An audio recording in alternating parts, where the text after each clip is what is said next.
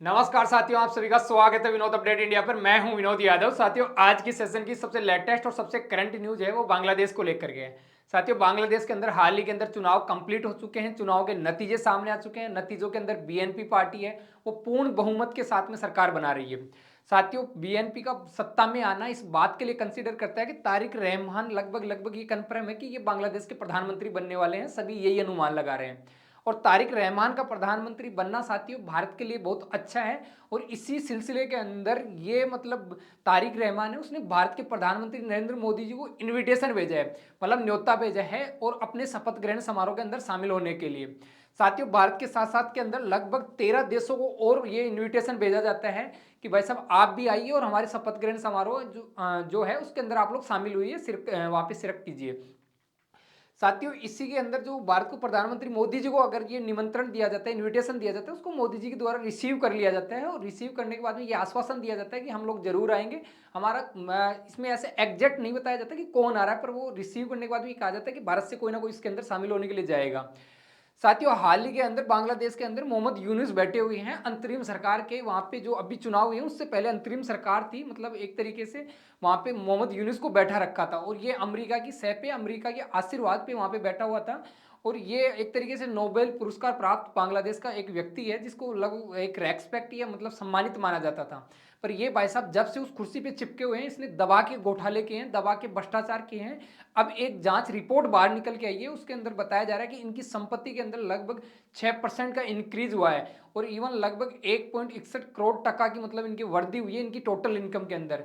साथियों, ये जब ये न्यूज बाहर निकल के आई अभी शपथ ग्रहण से पहले जस्ट 2 दिन पहले, तब ये चीजें ये है कि तारिक रहमान जब सरकार के अंदर आएंगे, जो पारदर्शिता या जवाबदेही जो सुनिश्चित करनी होती है सरकार की, उसको अकॉर्डिंग देखा जा रहा है कि इन भाई साहब पे जांच के लिए कमेटी बैठाई जाएगी प्रॉपर कि भाई साहब इनने कितना कितना घोटाला किया है, कौन कौन सी कंपनी को टेंडर दिए गए हैं, कितने टेंडर का टोटल अनुमान था और उससे कितने कम के अंदर इसने टेंडर अलॉट करवा दिए गए। ये अनुमान यहां से लगाए जा रहे हैं कि तारिक रहमान बैठते ही पहला सबसे काम करेंगे तो वो जांच बैठाएंगे, वो मतलब देश को इस भरोसा दिलाएंगे कि देश को लूटने नहीं दिया जाएगा। साथियों, इसी के साथ में तारिक रहमान जब सत्ता के अंदर आए तो इन्होंने भारत को भी प्रॉपर मतलब अपनी तरफ बुलाने के लिए पूरी कोशिश की और भारत ने भी इनका प्रॉपर साथ दिया है। उसके अंदर आप लोग देखोगे तो जैसे ही बांग्लादेश से तारिक रहमान सॉरी लंदन से तारिक रहमान बांग्लादेश के अंदर आते हैं तो भारत इसका मोस्ट वेलकम करता है। जब इनकी माताजी का देहांत होता है, तारिक रहमान की माताजी का देहांत होता है, उस समय भारत सबसे पहले शोक संदेश भारत के द्वारा भेजा जाता है। इवन जब तारिक रहमान की पार्टी बीएनपी हाल ही के अंदर जब चुनाव के अंदर पूर्ण मेजोरिटी के साथ के अंदर लगभग 212 सीटों के साथ में जीत दर्ज करती है, तो भारत के प्रधानमंत्री मोदी जी के द्वारा, इवन यहाँ के अपोजिशन लीडर के द्वारा, सबके द्वारा इनको बधाई दी जाती है। और हम लोग इस बात का मतलब एक्सेप्ट भी कर लेते हैं। हम लोग कहते हैं कि वाकई के अंदर आप लोगों ने जो चुनाव करवाया है उसको जनता ने उस पर भरोसा किया है, जनता ने आपका पूर्ण बहुमत के साथ में शासन करने की अनुमति दी है।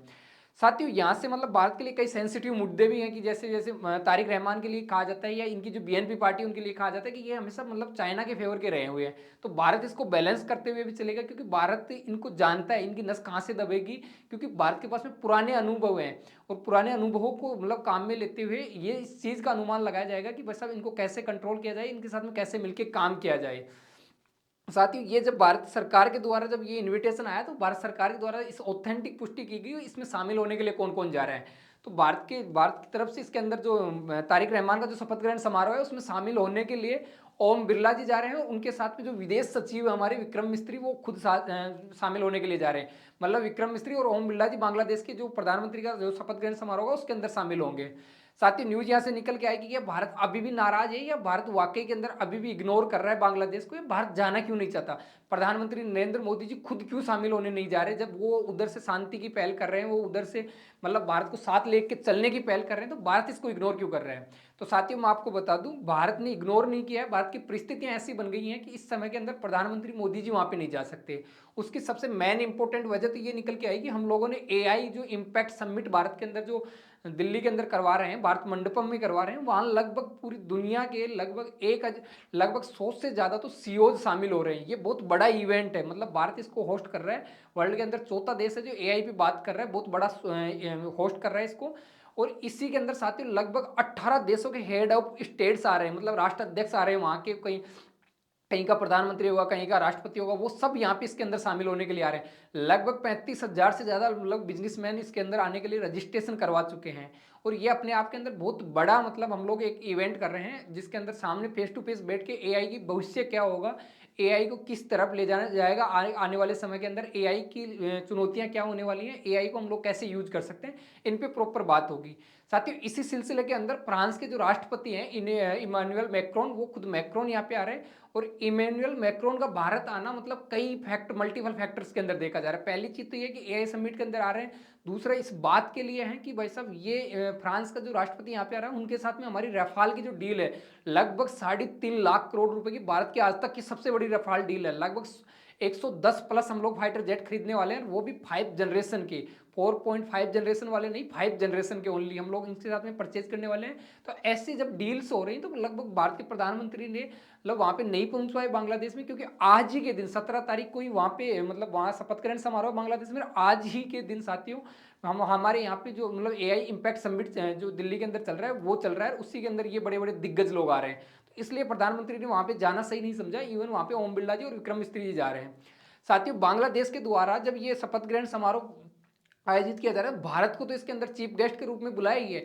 इवन जो सार्क के देश है, जो बांग्लादेश के पड़ोसी देश है, उन सबको बुलाया। उनकी वजह बुलाने की ये है कि तारिक रहमान के पिताजी थे जियाउर रहमान के द्वारा मतलब एक टाइम था जब पहल की गई थी सार्क की, मतलब बांग्लादेश के जो पड़ोसी देश हैं उनको साथ लेकर के चलने की, या फिर बांग्लादेश उनके साथ मिलकर के चलने की जो पहल की गई थी, एक संगठन बनाया गया था, उसका नाम सार्क रखा था। उस सार्क के देशों को वापस से मतलब बुलाना, उस सार्क को, उस संगठन को वापस से जीवित करना, उनमें वापस विश्वास बहाली करना, ये काम वापस तारिक रहमान कर रहे हैं। क्योंकि अब सरकार अल्टीमेटली उन्हीं को चलानी है, उनको चलानी है, तो इन देशों से बनाकर इन देशों के साथ लेकर के चलना होगा। तो इन्होंने अपने जो शपथ ग्रहण समारोह उसके अंदर सार्क की जो कंट्रीज है उन सबको न्योता दिया है, उसके अंदर भारत को भी चीफ गेस्ट के तौर पे बुलाया है। और साथियों यहीं पे एक सबसे बड़ी इंपॉर्टेंट बात ये होती है कि तारिक रहमान जैसे ही चुनाव जीत के आते हैं, चुनाव जीतने के बाद में ये फ्रेस के सामने आते हैं, फ्रेस के सामने आते हैं तो कुछ बातें रखते हैं। फ्रेस के द्वारा एक क्वेश्चन किया गया कि भाई साहब भारत को लेकर के या भारत और बांग्लादेश के संबंधों को लेकर के आप क्या बोलोगे, आपके क्या विचार हैं। तो जो तारिक रहमान है उन्होंने सबसे पहली बात ये बोली कि वैसे भारत और बांग्लादेश की हितों को हम लोग प्रॉपर, इन्होंने कहा कि हम लोग सम्मान करते हैं पर बांग्लादेश के हितों को हम लोग सर्वोपरि रखेंगे, ये हर देश बोलता है। अगर भारत और मान लो किसी एक्स नाम का या वाई नाम का या जेड नाम का कोई देश है, हमारे उनके संबंधों की बात की जाएगी तो हम भी यही कहते हैं कि भारत के हितों को सर्वोपरि रखा जाएगा। तो वैसे ही इन्होंने कहा कि वैसा बांग्लादेश को हमेशा ध्यान में रखा जाएगा, बांग्लादेश के जो हित है उनको सर्वोपरि रखा जाएगा। इवन इन्होंने चाइना के लिए भी पूछा गया, तो जब चाइना के लिए पूछा गया तो इन्होंने कहा कि भाई चाइना, चीन है वो बांग्लादेश का एक महत्वपूर्ण जो विकास के अंदर भागीदार है। इवन भविष्य में हम लोग जो दोनों देश चाइना और बांग्लादेश आपस में मिलकर के काम करेंगे। इवन इन्होंने ये भी कहा कि चीन बांग्लादेश के जो विकास होगा आगे, जो उसके अंदर महत्वपूर्ण भूमिका निभाने वाला है।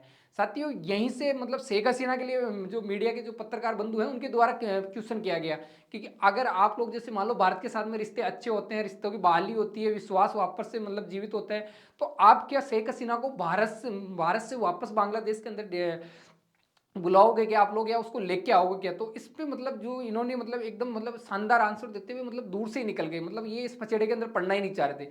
इन्होंने ये कहा कि भाई साहब ये मेरे कंट्रोल की चीज़ें नहीं है, कानून की है, कानून की जो प्रक्रिया होगी जो उस पर निर्भर करती है, मैं इसके अंदर कुछ नहीं कह सकता। साथियों बात यहाँ से ये भी चल रही थी कि जैसे चुनाव का रिजल्ट निकल के आया उस टाइम के अंदर जो जमात थी, जो मतलब एकदम कट्टरपंथी है, एकदम मतलब जो इस्लामिक फोबिया वाली विचारधारा रखते हैं, एकदम मतलब आज के लगभग 20 साल पीछे की विचारधारा रखते हैं, और वो मतलब जैसे महिलाओं की आज़ादी के खिलाफ है, इवन मतलब महिलाओं की फ्रीडम के खिलाफ है, वो इस्लाम जो मतलब एकदम कट्टर सोच का है, उसके द्वारा पहले तो इन चुनावों को बाइकआउट कर दिया जाता है। क्योंकि चुनाव के रिजल्ट आते हैं, रिजल्ट के अंदर जमात को लगता है कि हम लोग जैसा चाहते हैं वैसे रिजल्ट आने चाहिए, हम लोग सरकार के अंदर आते हैं, हम लोग सरकार बनाते हैं, ऐसा कुछ होता नहीं है, बीएनपी आ जाती है। तो बीएनपी आती थी तो पहले तो ये बाइकआउट करते हैं, बाइकआउट के बाद में इनको लगा कि वैसा पूरे देश ने चुनाव के अंदर वोटिंग की है, अब ऐसे इनके कहने से चलेगा नहीं कुछ भी।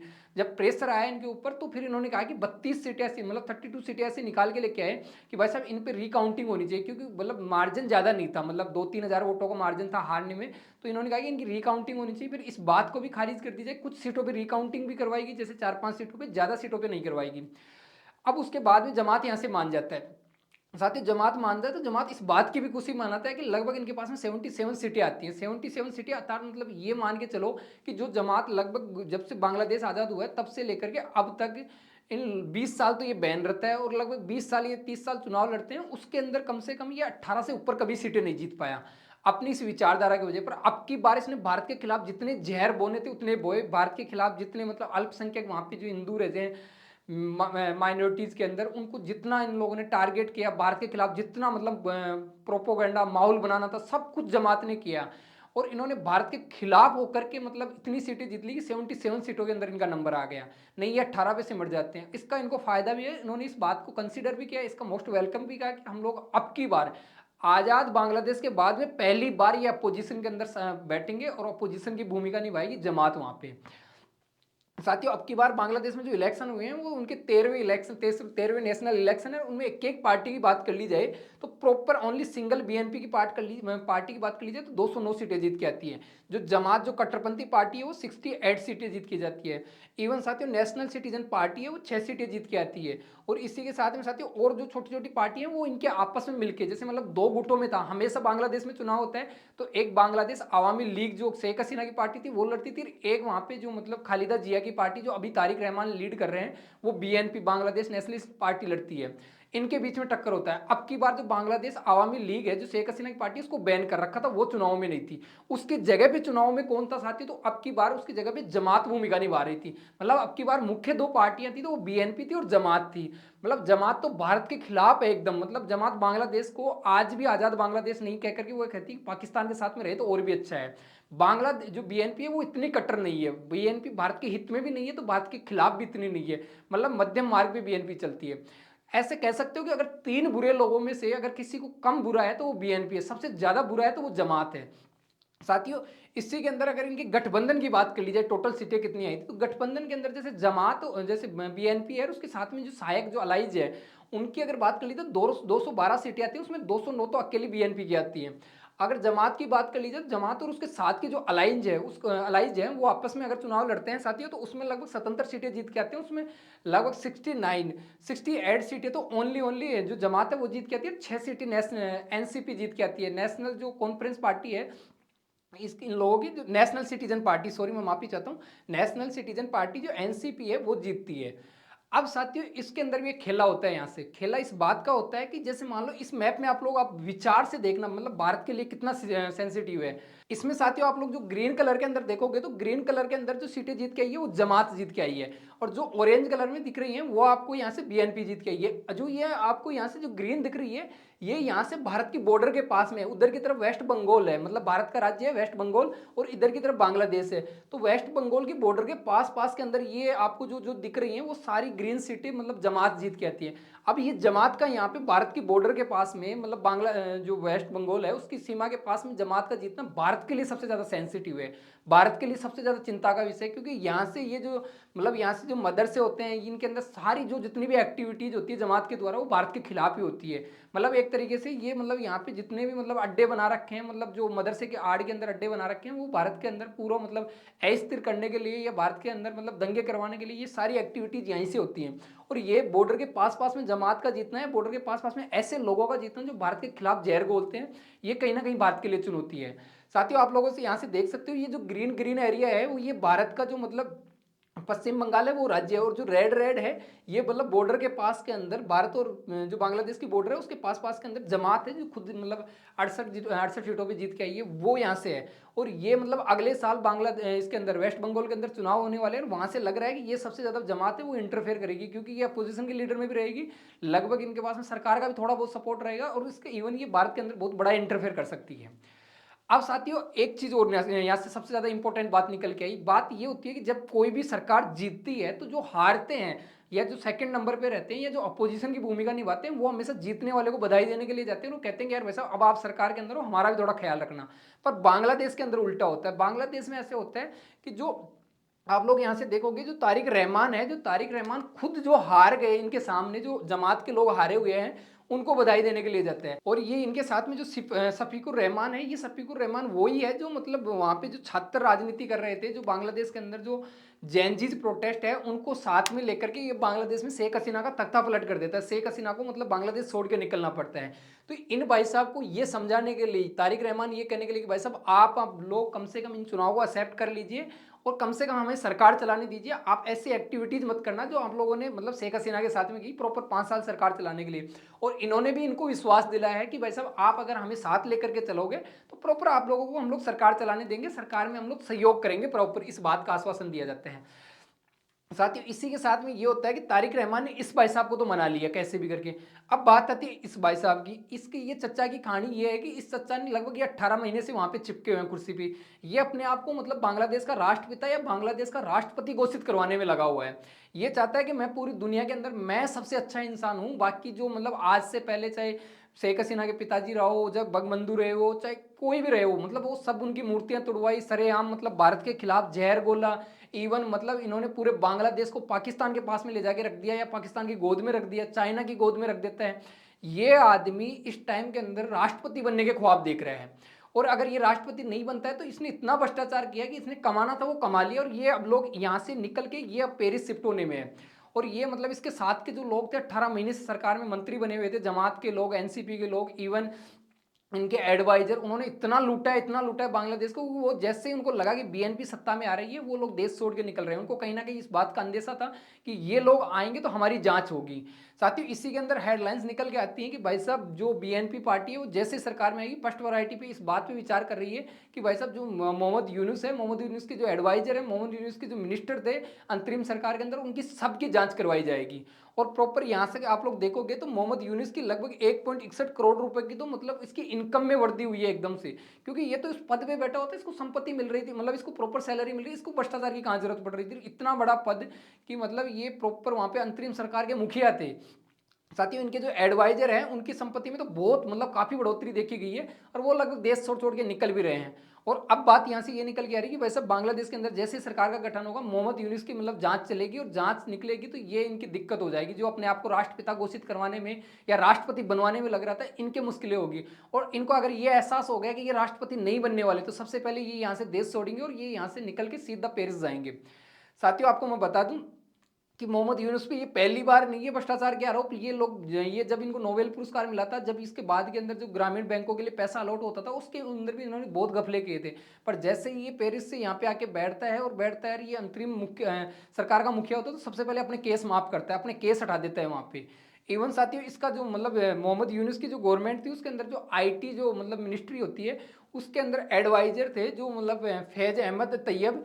ये भाई साहब ये एडवाइजर मतलब इस यूनिस के एडवाइजर थे आईटी सेल के, और आईटी मतलब प्रौद्योगिकी जो मंत्रालय होता है उसका जो, उसके अंदर इसने इतना घोटाला किया है कि लगभग 350 करोड़ के अंदर जो मतलब 5G का टेंडर किसी कंपनी को देना था, वो 150 करोड़ के अंदर ये लोग पाकिस्तान इसकी चाइना की जो हुआवे कंपनी है उसको 5G का टेंडर देता है, और बहुत बड़ा घोटाला करता है। ये तो मतलब मुख्य घोटाला है, इवन और बहुत छोटे छोटे घोटाले करता है। और इसने इतना पैसा कमाया है, बांग्लादेश को इतना लूटा है कि इसको 12 तारीख को बांग्लादेश में इलेक्शन होते हैं, 13 को रिजल्ट आता है। जब इसको लगा कि जमात नहीं आई बांग्लादेश में, चाहती है वो पार्टी नहीं आई, मोहम्मद यूनुस जो चाहता था वो नहीं आई, बीएनपी आ गई, तो सबसे पहले इसने अपने बोरी बिस्तर पैक कर ये मतलब बांग्लादेश से बाहर निकल जाता है, ये पेरिस जाके शिफ्ट हो जाता है। साथियों जब ये पेरिस गया तो अनुमान लगाया जा रहा था कि अब नेक्स्ट नंबर पे जब इसके ऊपर जांच बैठेगी, इसको ये लगेगा कि वैसा इसके इस पे भी खतरा है, तो सबसे पहले ये भी पेरिस भगने की फिराक में है। ये मान लो कि जैसे ही प्रधानमंत्री बनेगा, इसको ये कन्फर्म हो जाएगा कि ये राष्ट्रपति नहीं बनेगा, तो सबसे पहले ये निकलेगा।